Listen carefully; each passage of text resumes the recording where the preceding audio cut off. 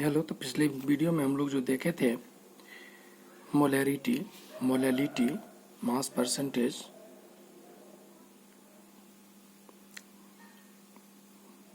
और कुछ mole fraction भी। मोल फ्रैक्शन थोड़ा बाकी रह गया है, हम आगे देख लेते हैं। तो ये कुछ होमवर्क हैं जो आप लोग करेंगे। ये कुछ होमवर्क हैं जो कि मोलैलिटी और मोल फ्रैक्शन से जुड़ा हुआ है। मोलैलिटी और मोल फ्रैक्शन से जुड़ा हुआ है। ये आगे ब्रैकेट में उसका आंसर भी दिया हुआ है। ये प्रॉब्लम खुद आप अपने से ही सॉल्व करेंगे। ये हम लगभग ये सारा चीज़ कंप्लीट कर चुके हैं, इसीलिए इसे देख लेना ज़रूरी है।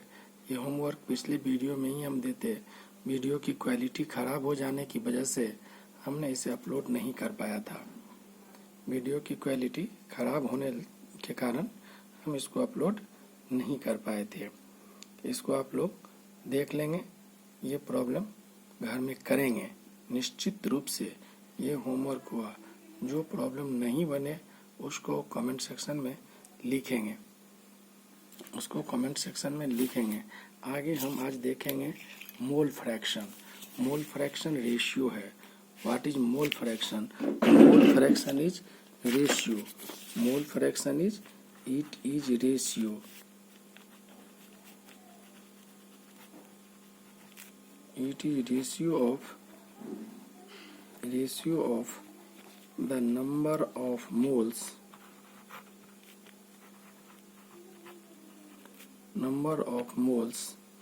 of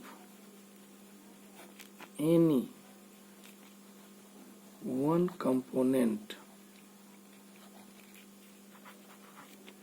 to the total number of component.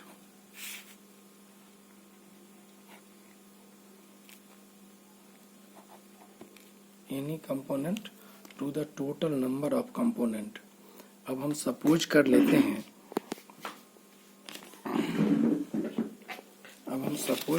हैं कि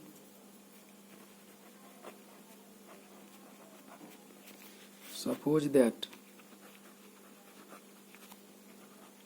number of moles of solute equal to small n and number of moles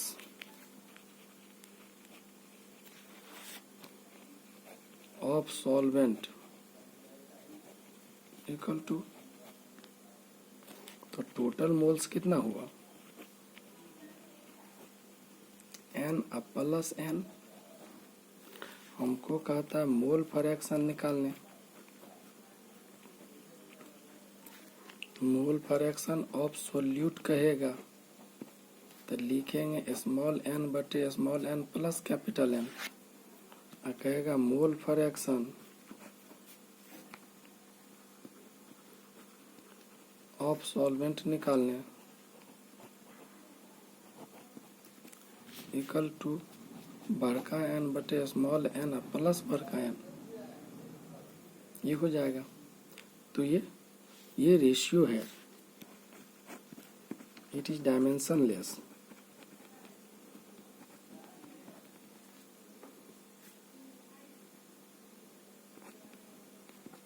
unitless because it is ratio।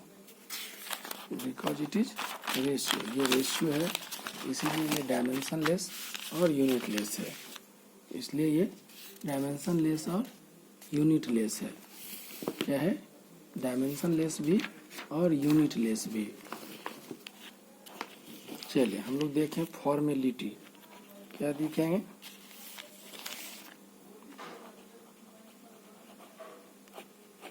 Formality, it is equivalent या it is equal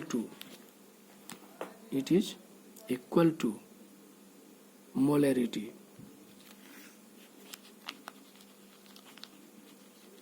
it is equal to molarity. ये molarity के बराबर होता है। ठीक है। हाँ, ये एक्सप्रेस करता है concentration of ionic compound. Formality, it express the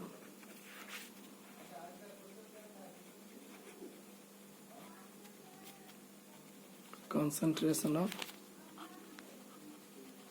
ionic compound.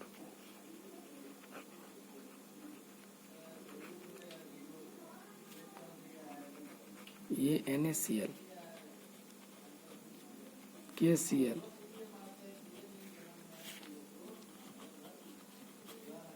etc. ठीक है, ये आयनिक कंपाउंड के कंसंट्रेशन को मेजर करता है. Ionic compound do not contains molecule.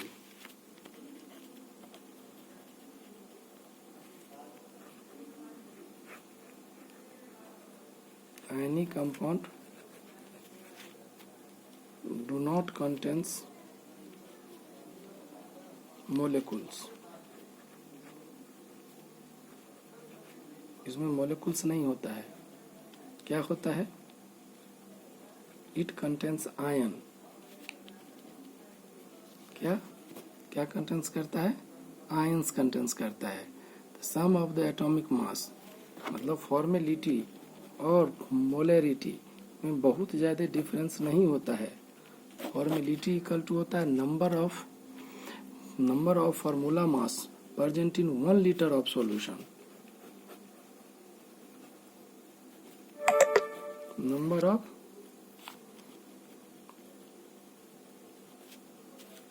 Formula mass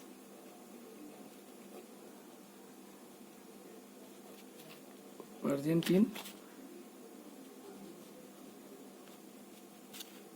1 litre of solution. 1 litre solution में कितना फॉर्मूला मास उपस्थित है? मतलब फॉर्मेलिटी इक्वल टू फॉर्मूला होगा W बटा formula mass. Formula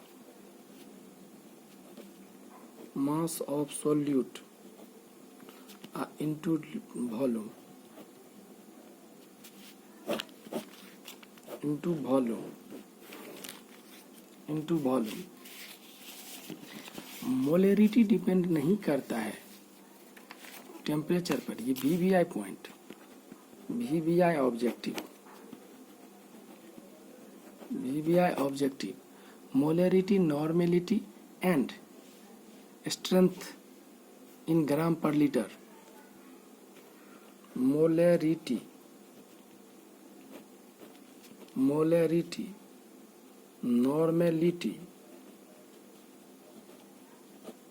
normality and strength in gram per liter. Change with change in temperature or change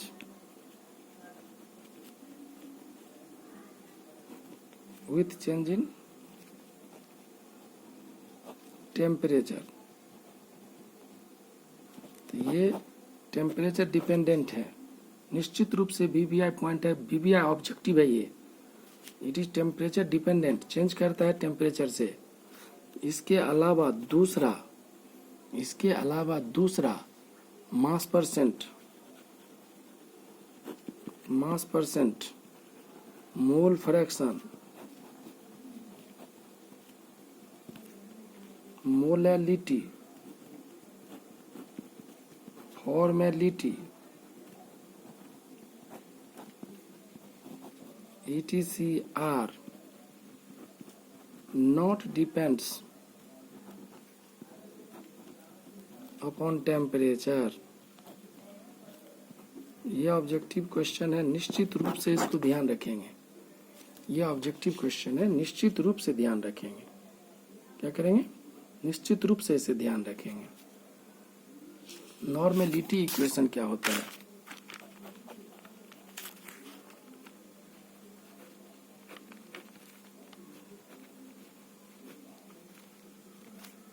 अगर किसी solution का नॉर्मेलिटी N1 है और वॉल्यूम V1 है, उसमें थोड़ा पानी मिला दिए जिसके चलते उसका वॉल्यूम V2 हो गया और नॉर्मेलिटी N2 हो गया. N1 V1 equal to N2 V2.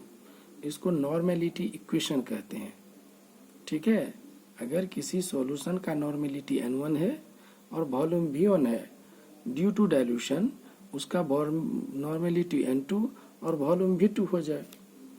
Molarity equation,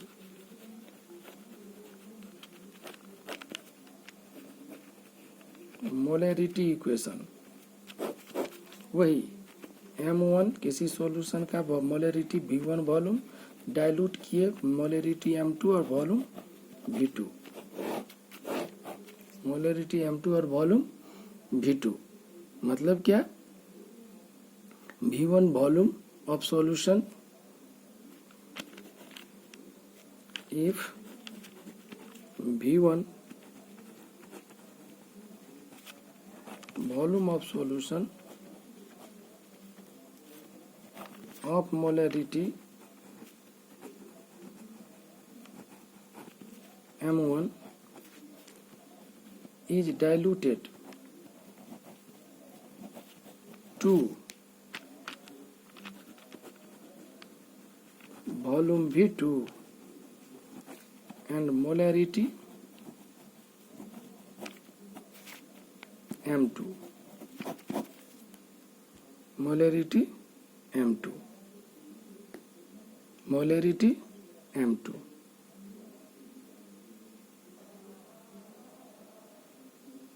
ठीक।